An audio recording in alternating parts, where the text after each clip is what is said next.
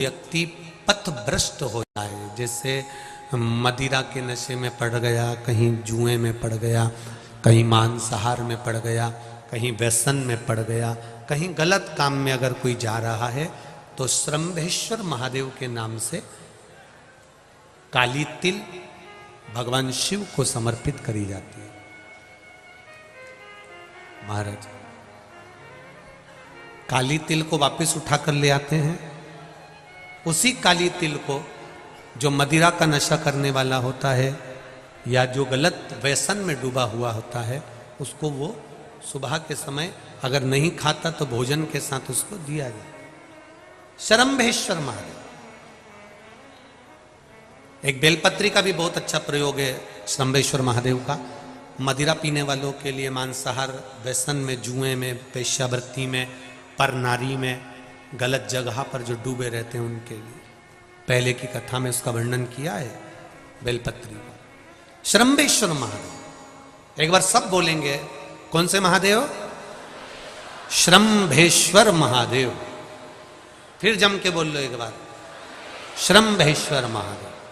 जब हमारे घर में क्रोध बढ़ता है या कोई गलत कार्य में जाने लगता है तो श्रम्भेश्वर महादेव का हमें शरणागति लेना चाहिए।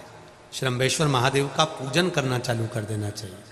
कई लोग कहते हैं महाराज जी ये श्रम्भेश्वर महादेव का मंदिर कहाँ मिलेगा, हम कहाँ पूजन करने जाए? कहीं नहीं जाना, तुम्हारे घर के पास में जो शंकर जी का मंदिर है वहीं जाओ, उसी देवालय में, उसी मंदिर में जाओ। श्रम्भेश्वर महादेव के नाम से जल चढ़ाना प्रारंभ करेंगे।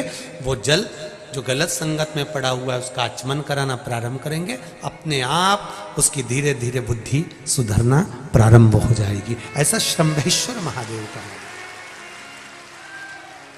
कुछ स्थान हमारे यहाँ पर बड़े सुंदर सुंदर स्थान निश्चित किए गए हैं।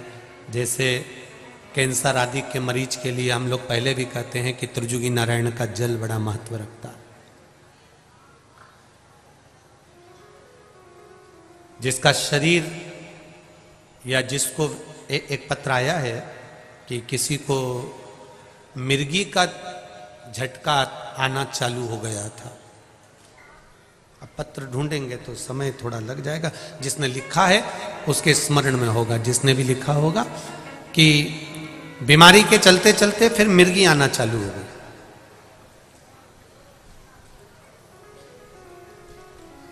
जिसने भी लिखा है वो दोनों हाथ एक बार हिला देना। जिसके लिए भी लिखा हुआ वो इतना ध्यान नहीं आ रहा। तो उनको मिर्गी का झटका आना प्रारंभ हुआ। अब मिर्गी का झटका आना प्रारंभ हुआ, कई महीने निकल गए, मिर्गी के झटके बंद नहीं हो रहे। तब उन्होंने पत्र में लिखा है कि श्रम्भेश्वर महादेव का आपने जो वर्णन करा था 31 बेलपत्र वाला, गुरुजी हमने वो 31 बेलपत्र वाला प्रयोग करना प्रारंभ करा। और उन्होंने पत्र में लिखा है कि मिर्गी के झटके भी बाबा की कृपा से ठीक हो गए हैं। अब कोई झटके उनको आ नहीं। श्रम्भेश्वर महादेव का जो वर्णन है, श्रम्भेश्वर महादेव का जो गुणगान है, ये कोई साधारण नहीं है। शिव महापुराण में भागवत के प्रहलाद चरित्र को लाकर रखा गया है केवल श्रम्भेश्वर महादेव के प्रागट्य के लिए। ऐसा श्रम्भेश्वर महादेव का गुणगान।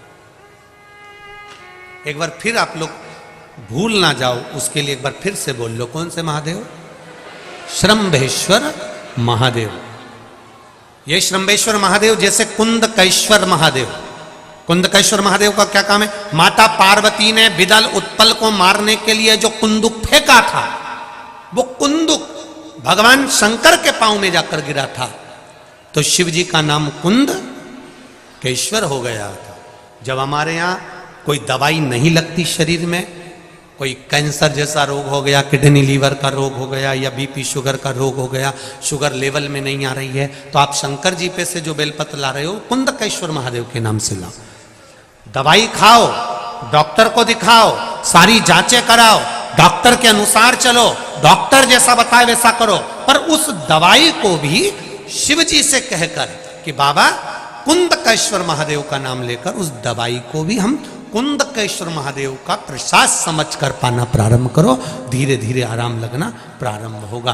कुंदकेश्वर महादेव रोग मुक्ति के लिए होते हैं और श्रंभेश्वर महादेव, बोलो बोलो जरा जम के, व्यसन की समाप्ति के लिए।